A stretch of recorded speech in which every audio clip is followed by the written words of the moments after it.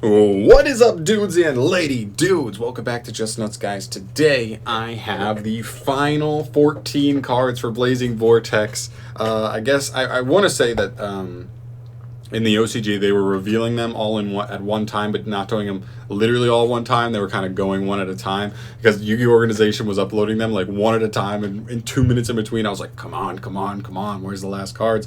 I actually haven't read any of them. I just seen the art and I know what some of the archetypes some of them support, which is really hype. So yeah, let's just get into it. Let's start off with a Machina card. This is Machina Unclaspare. Okay, it's a level 4 Dark Machine effect monster. It's 1800 attack, so it's a beater with 800 defense. Cool. And 2 hard once per turn effects. The first effect reads, if this card is added to your hand except by drawing it, you can special summon it. Also, you cannot special summon monsters for the rest of the turn except for machines. Okay, so it jumps out of the hand, but it does lock you into machines. But machines are pretty diverse types, so not the biggest deal. And also, next effect, if this card is normal summoned or special summoned, you can send a Machina monster from your deck to the graveyard. That's pretty good. I mean, he's an extender, right? If you search him some way, right? Ooh, search him some way. He jumps out of the hand. Then he also gives you an additional dump. And as we know, some of the Machina boss monsters do like being engraved because they do recur themselves. I like this card. I mean, I don't know all the ins and outs exactly of Machina, but this card seems pretty good. And one more thing to note, the new pot of disparity, I almost forgot the word, actually works really well with this because it can special itself as long as it wasn't drawn. But disparity picks a card and adds it to hand, so that's actually pretty good. So definitely something interesting to note. But pretty good card for Machina. It's definitely a solid start there. Next up, we have another paladin for the armed dragon guys. I'm about it. I mean, I always like the paladins. They're kind of cool. Let's see what he does. He's a level 4 wind dragon ritual monster, 1900 attack, 1200 defense. You can only ritual summon this card with armored dragon ritual, or you can.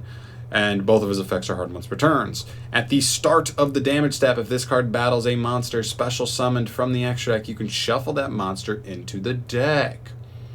Wow, non-targeting, non-destruction removal. Nice. Does take the battle phase, but could be worse. As a second effect, you can tribute this card to special summon 1 level 5 or higher wind dragon monster from your hand or your deck. So also gets you back into the rest of the archetype. It's a fine monster, not terrible. You know, I'm sure it's better than the other paladins if I went back and read them. Sure, gotta put some respect on it. And then obviously we have the ritual here. This is Armored Dragon Ritual. It's a ritual spell. It's used to ritual summon, obviously the guy up there. And its second effect is a hard once per turn. The first effect says, ritual summon 1 Paladin of Armored Dragon from your hand by tributing monsters from your hand or field whose levels equal 4 or more. And during your main phase, except the turn this card was sent to the graveyard, you can banish monsters from your hand or face-up field whose totals levels equal 4 or more, and banish this, or as cost. Okay, so you banish those costs. Then banish this card from your graveyard, and if you do, special summon 1 Paladin of Armored Dragon from your graveyard. So it does just get you this guy back on the field. It essentially allows you to perform another ritual summon with one of these guys engraved. That's fine. I mean, it's fine. I'm not too worried about it. These are just definitely cool support collector stuff for, you know, that archetype, but definitely not supposed to be any kind of good. Going on to the next card, we have a Dream Mirror card. We're still getting Dream Mirror cards. It's a trap card here. I love the artwork. It's way more goofy than what a lot of the Dream Mirror stuff is. This is Dream Mirror Dream Telling. It's a continuous trap. Its first effect says, shuffle any Dream Mirror monsters you control that tributes itself to activate its own effect into the deck instead of sending it to the graveyard. Okay, so essentially it just says if any of them would tribute themselves to activate their own effect, instead of them going to grave, they do go back into the deck. Okay. Second effect, during the main phase, you can send this face-up card to the graveyard. Place face-up in your field zone 1 of your Dream Mirror of Joy or Dream Mirror Terror that is banished or in your graveyard. Then you can special summon 1 monster from your hand that specifically lists the card you placed in its text. Ooh. It just takes setup, man. It's already a slow trap, but you also have to put one of these 2 field spells in banish or graveyard, as well as have like a monster that's worth having, like for this situation, in your hand. It just seems like not the best card overall. I'm moving past it. We're moving on. We do have a new dual avatar trap. Sorry, I almost said Su-10. It is Su-10 still, but still. This is dual avatar turning. This is a normal trap card. You can only use both of its effects once per turn. Target one dual avatar monster you control. Destroy it, and if you do, special summon from your deck or extra deck one dual avatar monster that is one original level higher or lower than that monster's. Okay, so I like that it destroys. Actually, doesn't one of the main deck monsters trigger, like get you a search or something when they're destroyed by period or something? That could be interesting, but I do like that just kind of switches them out. I do believe there's a fusion that just like triggers its effect to disrupt your opponent on summon. So doing this on your opponent's turn can get you some potential disruption, and then on your turn, it's not a continuous. That'd be nasty if it was a continuous where just like every turn you just swap into the kind of one you want. You go from a disruption, then on your turn to one of the more offensive ones, and then just kind of keep going like that, but still not a bad effect. And the second effect says, during your main phase, except the turn this card was sent to the graveyard, you can banish this card from grave, then target one dual avatar monster in your graveyard and add it to your hand. That's not half bad. That's solid follow-up. See, this is what I'm talking about. Dual avatars do not have the payoff, the power, but they add this card to their pool of cards. They've got consistency. They've got recursion. They actually have like a nice core. They just don't have that power output yet. None of their fusion monsters are really as oomph as they need to be, but that's okay. I still think this is a pretty good card to add to their stuff, as well as the new fusion in this archetype, or in this set. Which takes us to a new virtual world gate. We needed more gates. This is another one. This is a trap virtual world gate. Zhuang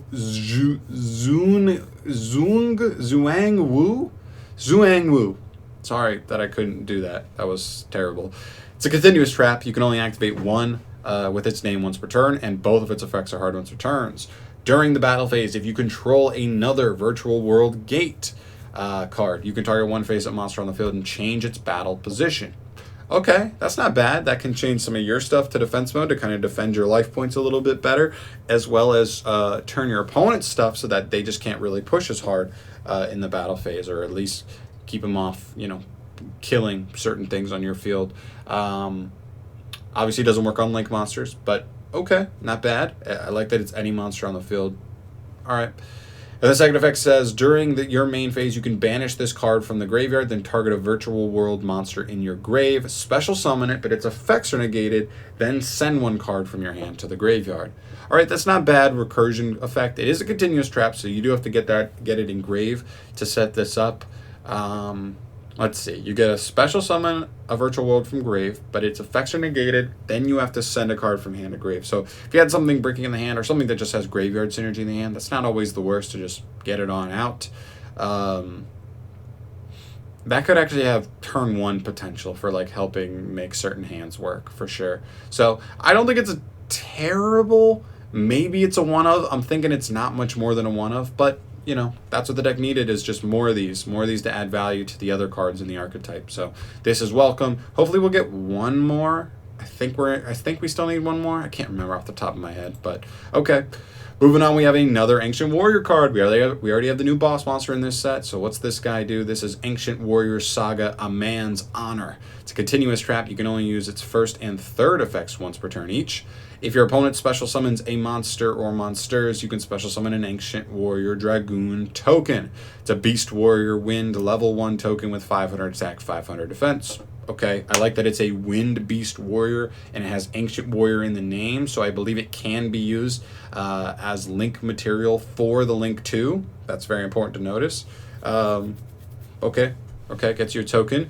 If an Ancient Warrior monster or monsters would be destroyed by battle, you can send this card to the graveyard instead. I would have liked if it was battle or card effect, because it actually add legitimate protection to it. But still, if their opponent just tries to clear over the token, you can at least send this to guarantee that you keep a monster on field going into your next turn.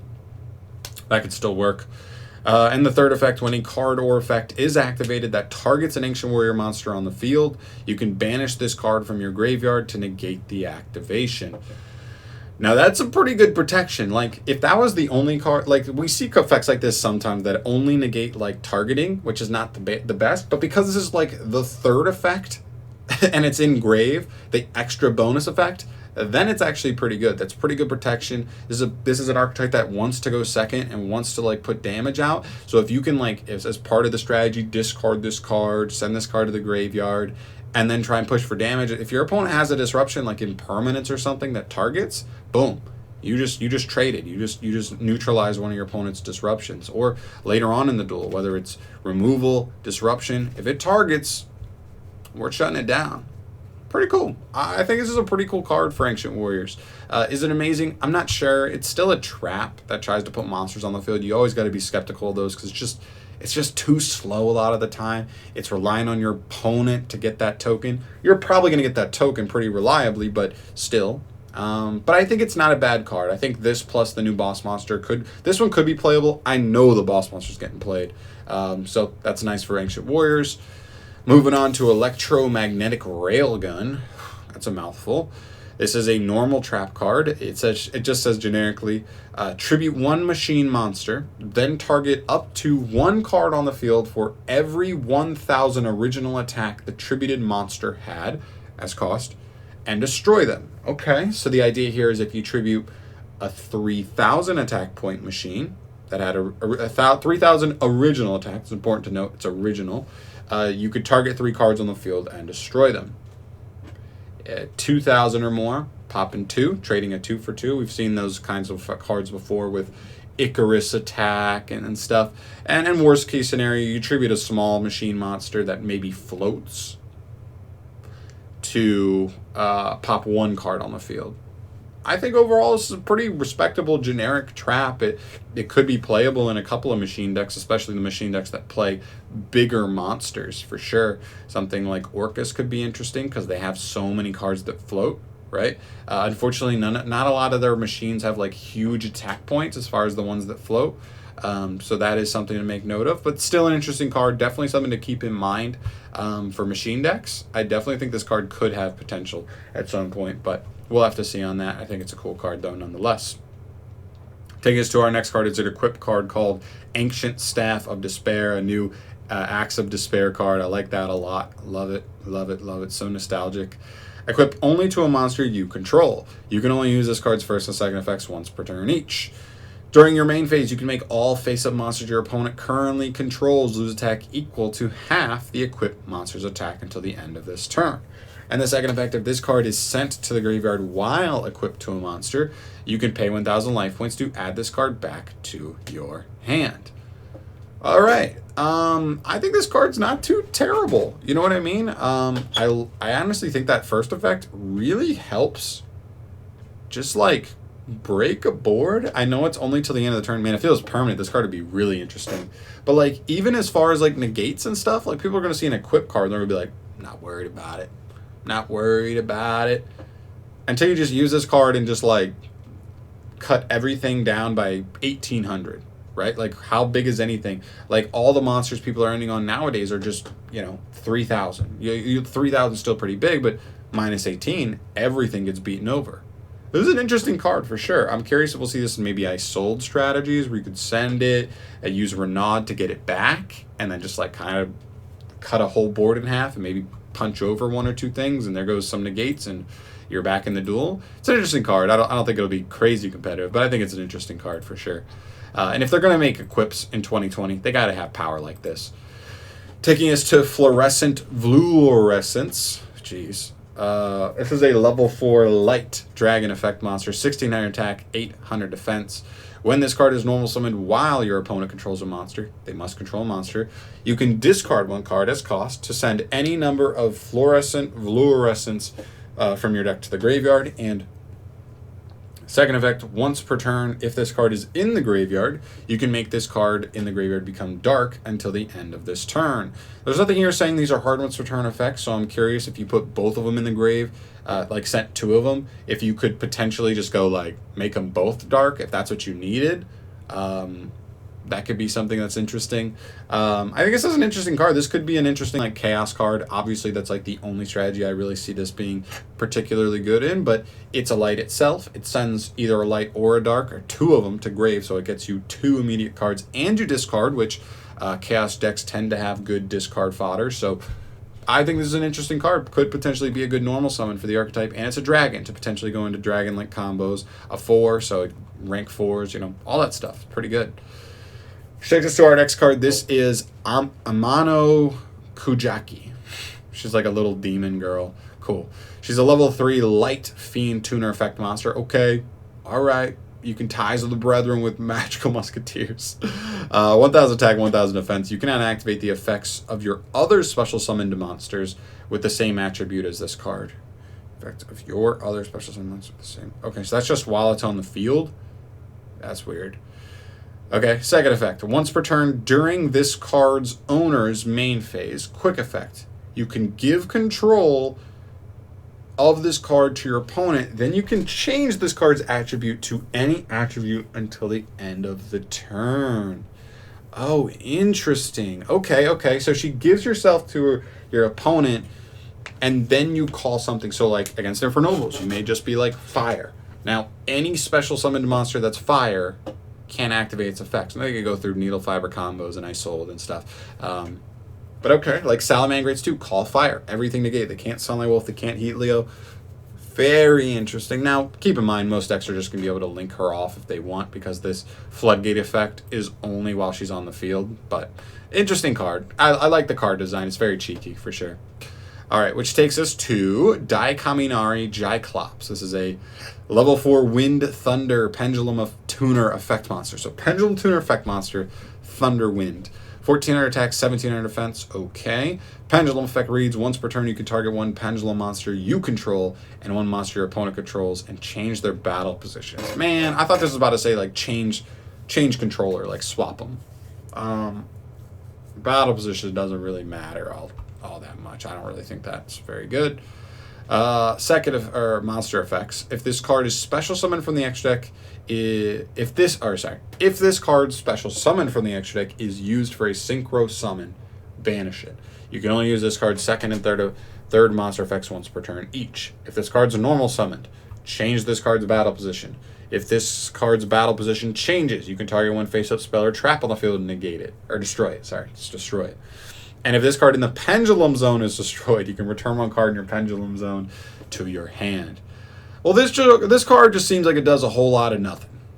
Just a whole lot of nothing. I mean, the only thing it really does in my eyes is it normal summons itself, changes itself to defense mode, then triggers its second effect to destroy one face-up spell or trap card on the field. Like, it just doesn't really do anything. And it's a weird in-between scale. 5 scales are not really that particularly good. I'm not about it. Taking us to our second to last card here, Stationary 1 o'clock Linear Accelerator. It's a normal trap you can only activate once per turn. During the battle phase, declare a number from 1 to 6. Oh boy. Choose one effect monster your opponent controls, and if the chosen monster's level times the declared number plus the number of cards your opponent controls equals the number of cards in your graveyard, send cards from the top of your deck to the graveyard up to the number you declared, and if you do, shuffle cards your opponent controls into the deck up to the number of cards sent to the graveyard by this effect. If not, you lose life points equal to the declared number times 500.